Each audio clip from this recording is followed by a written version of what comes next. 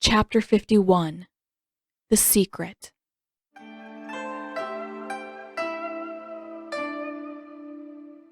The mittens were too small. Realistically, Zuko should have known that much from the start. They were Katara's mittens, and Katara was smaller than him. Of course her mittens were going to be too small for his hands.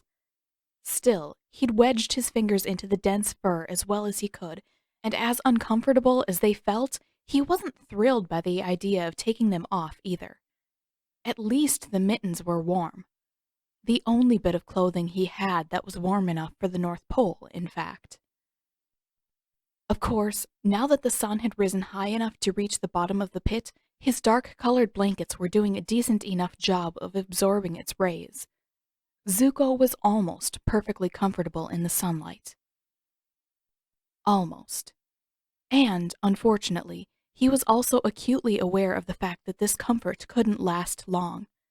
There was just a small wedge of ice at the bottom of the pit that the sun could possibly reach, and it was just a matter of time before the shadows overtook that wedge again. Soon enough, Zuko would be in the dark again, left to fend off the cold with his bending since his clothes were nowhere near suited to this climate. For now, though, he allowed his head to rest back against the ice wall and closed his eyes. He probably didn't have enough time to sleep before the sun retreated again, but at least he could rest for a while. Maybe that, along with the food that Katara had brought him, would be enough to fuel his bending for another day. Maybe. It was probably best not to count on that. What he really needed were some clothes or blankets or something that was actually suited to the cold up here. Because otherwise, he would inevitably become too tired to continue firebending, and whether it was tonight, a day from now, or not for another full week, he would eventually freeze to death. Katara's two small mittens would hardly make a difference when his bending finally gave out. Zuko didn't exactly manage to sleep. It was too close to midday for that, and he couldn't shut out the brightness the way he used to on his ship. But it was, at least, fairly comfortable for the moment. He could think, if nothing else. He exhaled slowly, feeling a soft rush of sparks pass his lips. He'd have to tell Katara why he'd come to the North Pole before too much longer. As important as that was, he still wasn't looking forward to that conversation. The beginning might not be so bad. Katara, when I was on Zhao's ship, I overheard him trying to blame you for the explosion. I came here to warn you that he's on his way here, and once his crew finds out that you're alive, you're going to be in a lot of danger. The problem was what came after that. What was he supposed to say if she asked exactly what Zhao was planning to do, or how they could stop him? Zuko didn't know any of that stuff.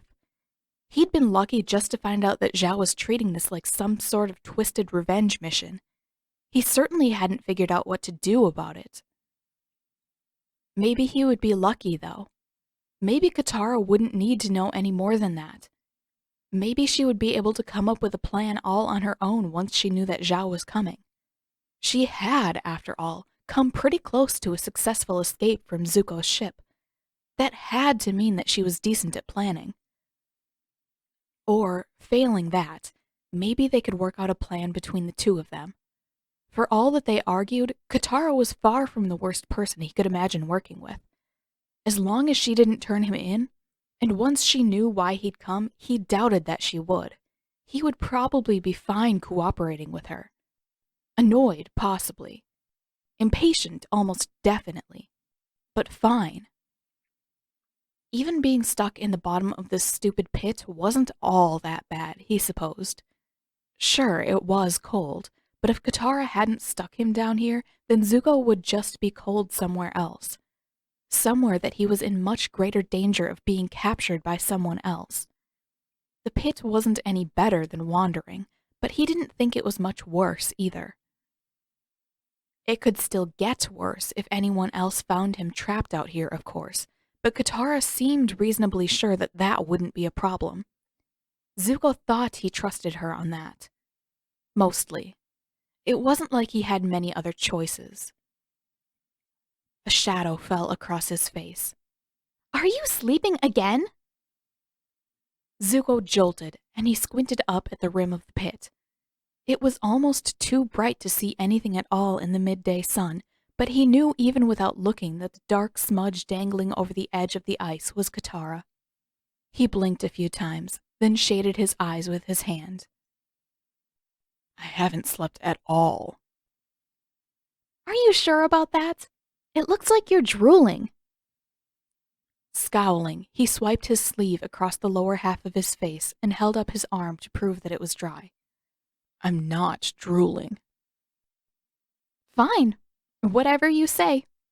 Katara was lying flat on her stomach over the pit, and she folded her hands smugly under her chin. Are you just here to make fun of me? Because if you are, give it up. I get the point. She shook her head. Shockingly, I don't actually have that much free time. Teasing you is just a convenient bonus. A pause. I think I still need some time to come up with something clever to say about your hair. Zuko clamped his jaw shut. He'd seen that coming for ages. If anything, he was surprised that it had taken her so long to get around to the subject. Right now, she said, I just have a short break between lessons. Since I don't know whether I'll have a chance to sneak out this evening, I thought I'd better come while I had the time. That might not be such a bad thing. Zuko had to tell her why he was here, and the less time she had to spare when he did, the less they would be able to argue about it. Maybe if he got it all out quickly, then they would be able to simply move on and begin planning the next time she came to see him. It had to be worth a try. Katara. Here. She reached around behind herself and tossed a large blue bundle down to him. You might want this. The bundle landed with a soft whoomp just in front of him, and Zuko cut himself off. What was that? It looked like some sort of dyed animal hide, a bit like Katara's parka, and roughly the same shade as well, but it was far too large and heavy to be clothing. What's that? He asked after a pause. Sokka's sleeping bag, Katara answered. You look a bit pathetic with all your little blankets, and we don't need sleeping bags at the house we're staying in. Someone might as well use it. With a scowl, he pushed to his feet. I don't need your pity. One eyebrow raised. Who said that I felt sorry for you? With that, she pushed back from the edge of the pit and stood. Shit. Zuko really had to learn how not to say the very first thing to cross his mind. If he kept arguing with Katara, he was just going to lose his chance to explain himself. Wait, Katara, I have to tell you. She shook her head. You can tell me later. I need to get going so I'm not late for healing lessons. This is important. You've been bothering me about why I came here ever since you found me. She paused just long enough to meet his eyes. You have really awful timing, you know that? She sighed. Listen, I really don't have time right now. I'll try to come back here tonight. Whatever it is can wait that long. You have to be kidding. It's only going to take a few. Katara cut him off. I'll see you later, Zuko. Then, before he could speak again, she turned away and disappeared from view. With a prolonged groan, Zuko dropped back to the ground. That had to be the worst part of this entire situation. Katara only came to see him when it was convenient for her, and she could cut him off whenever she liked. There was nothing he could really do but wait. He wondered whether he'd done that to her back on his ship. Ugh. If he had, then he wouldn't put it past her to do the same thing to him until she decided that she'd gotten enough revenge. That could take ages. Zuko let his head hang for a few moments before he looked at the bundled sleeping bag again. Though she probably was trying to get even with him for the whole kidnapping incident, it was a surprisingly nice gesture to leave a sleeping bag for him. Sure, it belonged to her brother, and it probably had an odd smell to prove that. But it looked warm, too. Warm enough to hold up against the frigid winds of the North Pole. possibly even warm enough for him to get some sleep if he was lucky. With a frown, he scooted closer and tugged one of the strings to release the sleeping bag from its bundle.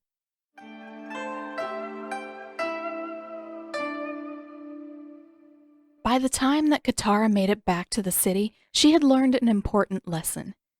Isuk Lake was close to the city, but it wasn't close enough for her to ditch Aang after waterbending lessons, get a sleeping bag out of Appa's saddle, visit Zuko in the middle of the lake, and still make it back to the healing huts in time for her lesson.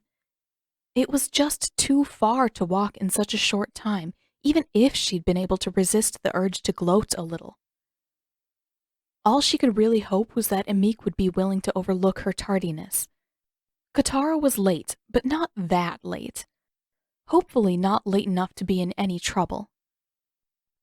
Breathless, she skidded into the healing hut and nearly crashed headfirst into Sokka. Oh no. This could be very bad. "I'm here," Katara said in a rush. Her face was hot, and she couldn't tell whether it was because of the running, the warmer air inside the healing hut, or something else. "What's going on? Sokka, did you get hurt?" He scoffed in a not at all suspicious sort of way and wouldn't look at her. "What? No, of course not. I was just being a nice person and making sure that someone else got here okay." He puffed out his chest. "I had absolutely nothing to do with it." "You're a fucking liar!" someone shouted from the other side of the curtain. Han? Was that Han? It sounded like him, except possibly a little more whiny than usual. "That's enough bickering, you two." Amik poked her head through the curtain. "I'm glad you're here, Katara. I was beginning to think that I'd have to take your first patient so that his yelling wouldn't disturb the whole city." "Who cares if they get disturbed? I'm in agony!" Yes, that was definitely Han. Katara shot a suspicious look at Sokka, but her insides did relax a bit at the same time. Maybe whatever was going on between him and Han would suffice to pull attention away from her own late arrival. Amik inhaled like she was trying to brace herself. "I'm sure you are, young man. You and every other training accident I see here." Katara stepped through the curtain to find Han sitting half-hunched on the edge of the cot, puffy-eyed and sniveling. There was a bit of swelling along his right cheekbone and a shallow gash running up his temple. Beyond that, though, there was nothing. No limbs hanging at odd angles, no significant cuts or bruises, or even anything bandaged. He was just sitting there with a small bump on the side of his face and writhing like he'd been tortured. She felt her brows lift. Agony? That was what he considered agony? "Now," Amik crossed her arms, "there's a bit of minor bruising and bleeding to deal with. It should be something that you can handle easily, Katara." She paused, her voice turning fierce. "And if you can't hold still, Han, I'll call your friend in here to help hold you down." Han screwed up his face into what he probably thought was a convincing look of pain. "I don't want either of them anywhere near me. That little weasel out there did this to me deliberately, and—" "Did not," Sokka yelled from the main room. "It was an accident, and you know it." "Polar leopard shit! And I don't want that little freak trying to heal me either. She's probably working with her brother." Amik's voice raised over both of them. "Enough, you two. And Han, if you have a problem with being healed by a student under my supervision, then you are more than welcome to opt for a good cleaning of the wound and a bandage instead. You may end up with a small scar, but you will heal perfectly well all the same. Am I clear?" Han's fake pained look gave way to a glare. "You wouldn't dare let your future chief scar." "Wouldn't I?" Amik's expression was steel. "Then as the future chief, you should know that Chief Arnuk has had to wait for us to finish with all our other patients before getting his own injuries healed in the past. I'm sure that he would understand my position." "But My father! I've known your father much longer than you have been alive. I'm perfectly happy to explain the situation to him as well. Han's glare darkened, but Meek didn't waver. After a bit more staring, he began to squirm. Then, at last, if she messes my face up, I'll make sure that you all regret it. How terribly frightening, Amik answered dryly, then motioned Katara forward. Katara grimaced. She didn't want to heal Han. She didn't want to come anywhere near him, actually. If Han had to sit around and wait for that tiny little cut to heal on its own, it wouldn't upset her in the least. But if she didn't heal Han, then he would just sit around and complain. Probably without moving an inch. And Katara was fairly certain that she'd rather deal with healing him than listen to his whining for the rest of the evening. Han jerked away when her hand approached his face, and Katara scowled, grabbing his chin so that he couldn't pull away again. The sooner he was healed, the sooner he could leave.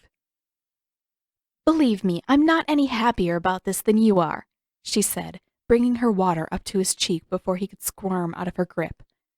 The water brightened, washing away the cut and the swelling all at once. Katara, Amik said sternly, don't rush. How many times have I told you not to assume that an injury is superficial? Katara sighed. She'd been getting better about that in the past few days. She really had. But this was Han.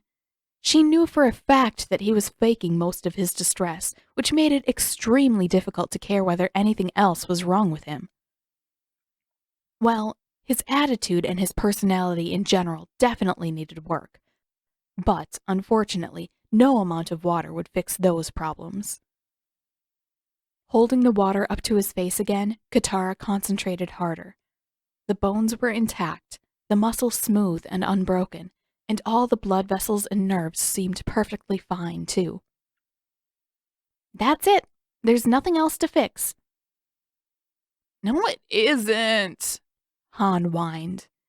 That idiot didn't just hit me in the face. Katara raised an eyebrow, and Amik interrupted before she could speak. Yes, Han, and from what you described to me, I don't think it's wise to subject my students to that injury. Amik propelled Katara back out of the room. Wait out here for just a few minutes. We have other patients to look after once Han's problem is sorted out. She found herself face to face with Sokka again. What happened? Katara hissed. He gave her a crooked smile. I think what really matters is that no one could prove it wasn't an accident, he answered in a whisper. Sokka! Hey! It's not my fault that Han stood way too close when I was pulling spears out of a target. He should have realized that his tender bits were right in the line of fire. There was a horribly undignified scream from the other room, and Amik scolded Han to sit still. Grinning, Sokka leaned back against the wall. So, you were late. That's weird for you. Katara's jaw tightened just a bit. Of course he couldn't just let that slip past. And I see that they must be teaching some pretty keen observation skills in your class. He was apparently too pleased with himself for whacking Han in the groin to be bothered by her sarcasm. So what's the deal? Where else did you go that you couldn't get here on time? The nosy jerk. What made him think that it was any of his business? I'd forgotten something back at the house, she lied. It took a little longer than I expected to run back there. What did you forget? Mittens? I forgot my mittens. The answer came almost reflexively, and Katara regretted it as soon as the words escaped her lips. Sokka's cheerfulness dissipated, and he raised an eyebrow. Mittens? Really? That seems weird since you aren't wearing any mittens. She pulled her hands up inside her sleeves. Yeah, right. I couldn't find them. Maybe I lost them again. The day after you lost them the first time? Don't act like you haven't done the same thing, Sokka. You're being a much bigger weirdo than normal, Katara. What's going on? Ugh, why did he have to be so stubbornly protective? She had things under control. All she really needed now was one more day without questions, one more day to sneak out on her own, and she would have all the answers she needed. She wouldn't have to lie anymore when she knew why Zuko was here. Nothing is going on, okay? I'm just really busy, and it gets hard to keep track of everything when I have to be running around the city all day long. Yeah, Sokka said, dragging the word out far longer than necessary. That's not the tiniest bit suspicious. She glared. Talk to me when you're spending all morning learning to fight and all evening working in the healing huts. Until then, I don't want to hear anything about how you think I'm acting weird. And that's all, Amik announced from the other side of the curtain. You're fixed up, Han. Now off you go. But it still hurts. The way I hear it, that usually happens. Go home and lie down. There's nothing wrong with you that won't fix itself in an hour or two. The curtain pushed aside, and Meek gestured Han toward the door. Go on. We have other patients, and I doubt that they'll be happy if their healers are delayed by their future chief's bruised privates. Han didn't stop grumbling. Of course he didn't. But he did seem embarrassed enough by his injury to leave without much fuss. After shooting a glare at both Sokka and Katara, he stormed out, slamming the door after him. Amik sighed and rubbed her forehead. That took much longer than it should have. She turned toward Sokka. And were you hurt at all? Nope. I just came here to gloat? His face darkened a shade. Amik shook her head. You're not as subtle as you think. Now, unless you'd like to stick around and help. Got it. On my way out now. But Sokka paused one more time, just long enough to nudge Katara's arm. By the way, I know something weird is going on. I saw which way you came from when you got here. That is not the way back from the house. Crap. This was going to make it a lot harder to keep Zuko hidden. Her nails dug into her palms, and she did her best to hold her expression steady. Tonight, that was all the time she needed. After she saw Zuko one more time, she would know why he'd come, and she wouldn't have to keep him a secret anymore. If she could just hold Sokka off for a little while longer, she could tell both of the boys about Zuko before they discovered where he was hiding, and everything would be fine. For a while, Amik watched Sokka's retreat. Then, keeping secrets from your friends, I see. Katara's face warmed. I don't want to talk about it. I should act like I disapprove, shouldn't I? Amik asked. Then she paused, turning a sly look toward Katara. But I'm well aware of the sorts of stories that my mother has probably told you about me, and nothing is more frustrating than hypocrisy. She closed the door and crossed her arms. So, I'll offer you a deal. If you can heal 5 patients properly without needing any reminders, I won't ask what that was between you and your brother, and I'll let you leave a little early for the night. Katara felt herself crack a small smile. Deal.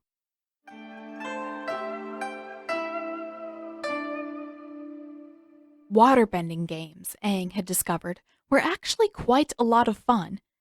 Nearly as good as airbending games, even though there was less floating around and more throwing things at people.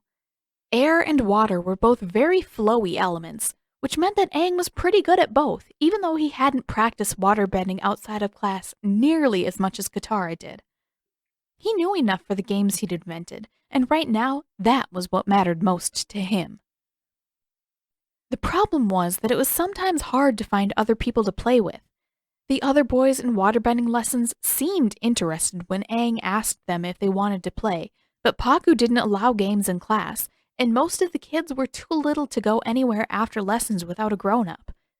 Then there were the kids closer to Aang's age who trained a little farther up the street, but they were mostly interested in wrestling each other, which, Sokka had assured them, was a sort of game for them. Just not a very fun game in Aang's opinion. Which really only left Sokka and Katara. And although Katara said that she liked games like this, she didn't actually join Aang very often. Most of her time after Paku's class was filled up with healing lessons, and when she had free time to focus on waterbending, she seemed more interested in practicing the forms that they'd learned from Paku and from her old scribbly scroll. Which, to be fair, did seem to be working. She was doing really well in lessons. So well that she might get to advance to the next level ahead of Aang. He was happy for her. Mostly. But he was also a little disappointed that she wouldn't spend time on fun things like waterbending games. And then there was Sokka. Aang had thought of a few brilliant ways to make the games more fun for him too, but Sokka really seemed to dislike the idea. It was like he didn't believe that Aang would do his best to avoid getting him wet. So now, Aang was just trying to make the best of the situation. He was good at that. Okay, Momo, you have to listen very carefully. He scratched parallel lines into the snow with his heel. We each have to stay on our own side of the lines. Since you can't waterbend, I'll give each of us 10 snowballs to start, and then the goal is... Momo cocked his head to the side, then rolled halfway over to lick his belly. Aang heaved a long sigh. Aang heaved a sigh. Maybe lemurs weren't the best at listening to directions. How's that going for you? Sokka called as he meandered his way over from the street. Not very good. He sighed and flopped back into the snow. I don't think Momo wants to play with me. Did you really think he was going to? No, not really. I just kind of hoped he would. Aang sat up again. I don't suppose you want to play snowball ice hole toss with me, do you? Sokka raised his eyebrows as he sat down beside Aang. That would involve you throwing a lot of snow at me, right? No thanks. Not just that. Still not gonna happen, buddy. Aang pouted. He'd expected as much, but it was still disappointing. After a brief pause, Sokka let out a puff of air and announced, Katara's acting weird. Aang waited. There had to be more than that. Right? Something's off. You must have noticed it too. Ever since her mitten thing last night. Yeah, I noticed, Aang answered. It had been a little weird. Weird enough to catch his attention, at least. But he didn't think that it was worth worrying about. Like what? Sokka asked, leaning forward. What else did she do? He felt his eyes widen.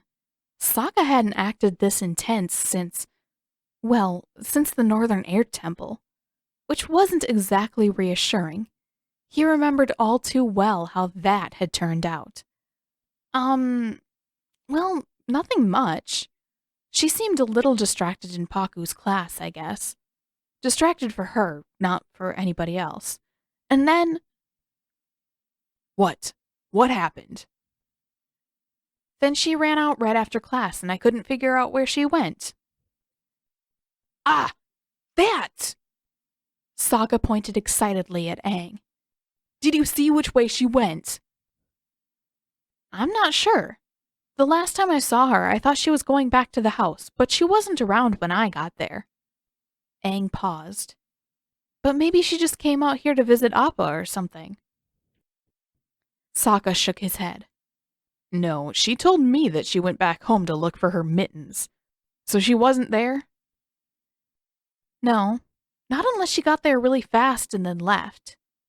Aang had stuck around at the house for almost an hour before he left to visit Appa and play with Momo. If Katara had come back, he'd have seen her. So that definitely doesn't explain why she was late to the healing huts, huh? Nope. Wait, how do you know that she was late? Sokka flushed a bit and stared somewhere off to the side. Well, Han got hurt in training. Nothing serious, but he was complaining pretty loud, so I decided to be nice and take him to the healing hut so everyone else could focus. Did you two get into a fight? What? No, of course not. What gives you that idea?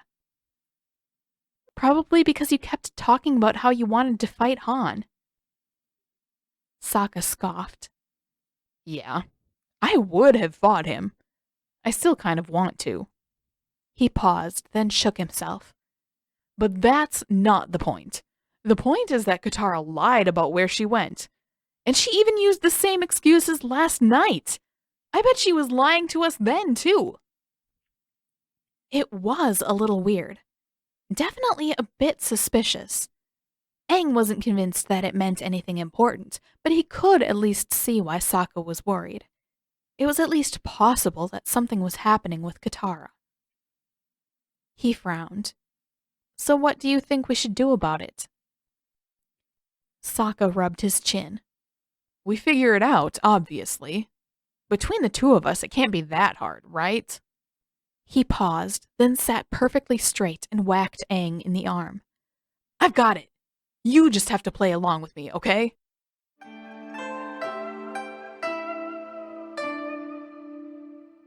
Sokka could feel Aang's skepticism hanging heavy on the air, which did not seem fair.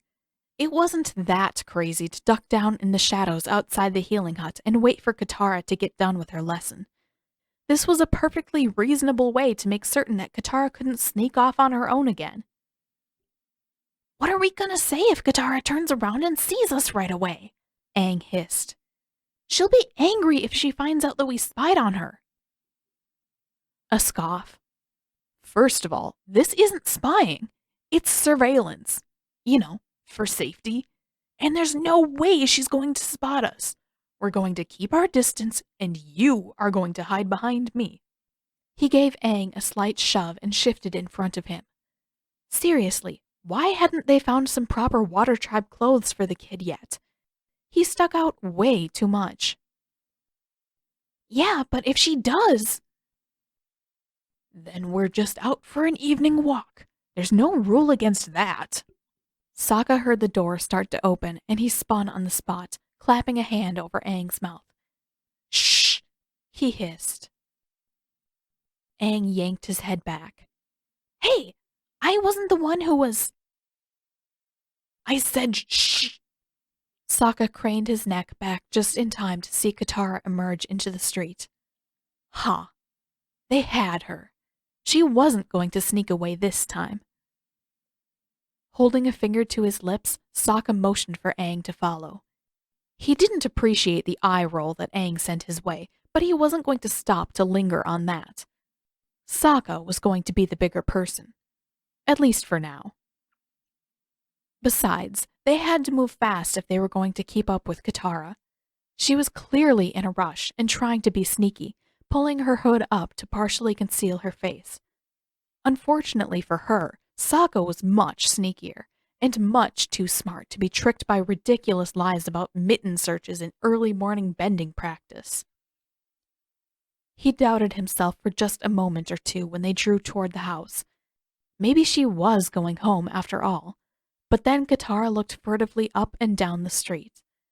Sokka ducked around a corner just in time to stay out of sight, dragging Aang along behind him.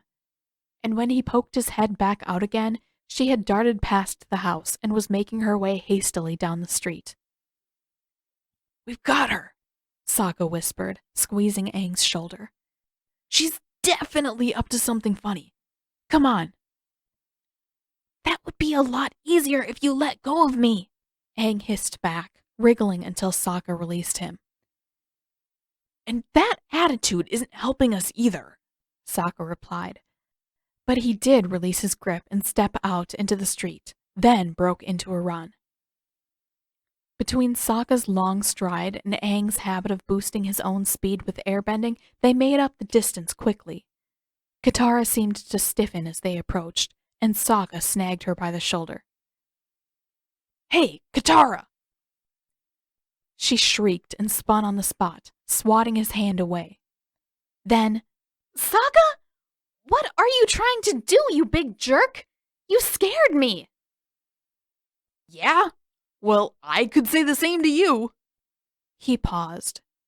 Wait, there was something wrong with that. The question part, not the scared part. Crossing her arms, she glared at him. What are you talking about? Where do you think you're going, Katara? She huffed, then tossed her arms out to the sides. Home, okay? I'm just walking back to the house after healing lessons. Do you have a problem with that? Yeah, actually I do, Sokka snapped. He pointed vaguely back in the direction of the house. Aang and I watched you walk right past the house.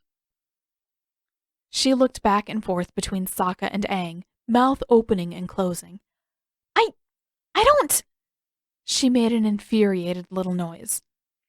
So what? Now it's a crime to forget what I'm doing and walk a little too far? Katara, we saw you stop in front of the house and look around, Aang chimed in. We know you're going someplace else. We just want to make sure everything is okay. Sokka shot a quick glare at Aang. He made it sound like it was okay if Katara didn't tell them the truth, which was very much not the case. They had to know what was going on. And exactly as Sokka expected, that was the part that Katara chose to listen to. Everything is fine, Aang. No, it's not.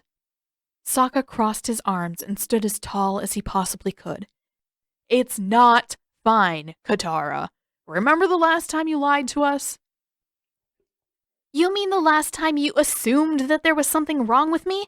Yeah, I remember that. Vividly. Then you remember how bad things went because you didn't want to say what happened. No, I remember how badly things went because you wouldn't stop bothering me before I was ready to talk about it. Sokka scowled. Sure, maybe she'd ultimately blown up because he'd kept nagging her for details, but he still stood by his own decision. If he hadn't badgered her for the truth, then they might never have figured it out. And none of his assumptions had been the least bit unreasonable. A bunch of firebenders could have done terrible things to her in the time that she was gone. Well, I seem to remember that we all promised to stop lying to each other after that, Sokka said. Now you're doing it again. You can't expect me to be okay with that. Katara's scowl deepened. 1 day. That's all I'm asking. Just let it drop for 1 day, and I'll tell you both what's going on. Is that so hard? I'm just trying to make it so that you don't have to freak out for no reason. He shook his head. Nice try. Not gonna happen. If we have to take turns following you around until we figure it out, we will. He jabbed Aang with his elbow. Right, Aang? Oh, I guess so? He didn't sound enthusiastic about the prospect. Fine, then. I'll do it myself if Aang doesn't want to help. Point is, if you're not going to tell us what's going on, I'm going to annoy you for every waking minute until you give up. Katara opened and closed her mouth a few times. Wow, that's really mature, Sokka. Who said that I was trying to be mature? Now spill it or brace yourself for weeks of annoyance. She pressed her mouth into a tight line. If I tell you, will you promise to stop being a pain for a week? Please. As if I would ever be a pain on purpose. Sokka. Fine. A week off from deliberately annoying you. And, Katara added, you both have to promise not to freak out or to tell anyone. Break that promise, and I'll shove you into a sleeping bag and sew it shut. I promise, Aang answered quickly, almost eagerly. Sokka glared, though. That wasn't how this was supposed to work. She'd been caught lying. What made her think that she was allowed to make demands like that? Come on, Sokka, Aang said, nudging him. Whatever it is, I'm sure we'll be able to handle it between the three of us. Ugh, fine. Good. Katara turned away. Hey, wait! Sokka jogged after her. You have to tell us! Not here. Besides, it's probably better if I show you. Now shut up and follow me, would you? Frowning, he jogged until he caught up with her. He wasn't sure that he liked this new arrangement any better than just not knowing.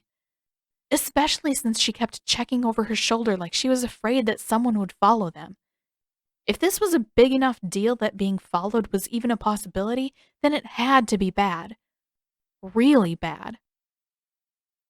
Katara led them further down the street, further from the center of the city, until they left the houses behind them and climbed a short incline before dropping back down to a huge, frozen lake. Aang perked up. So you were telling the truth about coming to Isuk Lake for practice this morning. It was getting harder to see in the growing dark, but Sokka thought he could see Katara frown. I came here anyway, she said. I didn't really practice my waterbending. At least, not much. She sighed, then motioned for them both to stop. Let me go first. How come? Sokka demanded. Because if you follow me right away, then you're going to freak out and I'll have to sew you up inside of a sleeping bag. That's why. With that, she marched off across the ice. Rolling his eyes, Sokka followed a few paces behind her. There was no way he was going to just wait at the edge of the lake for her to decide when she was ready to explain herself. He'd give her a head start of 10 paces, no more than that. About halfway across the lake, Katara stopped short and Sokka halted too. She looked downward into what appeared to be a decently large pit. You know, the whole idea with mittens is to keep them on your hands, right? There was a pause. Then, from the bottom of the pit, a very grumpy voice answered. Excuse me for not having dainty little girl hands to fit into your tiny mittens. Wait. Sokka was pretty sure he knew that voice. Then you can't blame me when all your fingers fall off, Katara said. A low, incoherent grumble, and then the voice from the pit replied, Don't you have anything better to do? Nope, not a thing. The muttering that came in response was positively unmistakable. Sokka ran forward, barely managing to keep himself from skidding straight into the pit. He righted himself at the very last second and took a good, long look at the person who waited at the bottom. No way. There's no fucking way!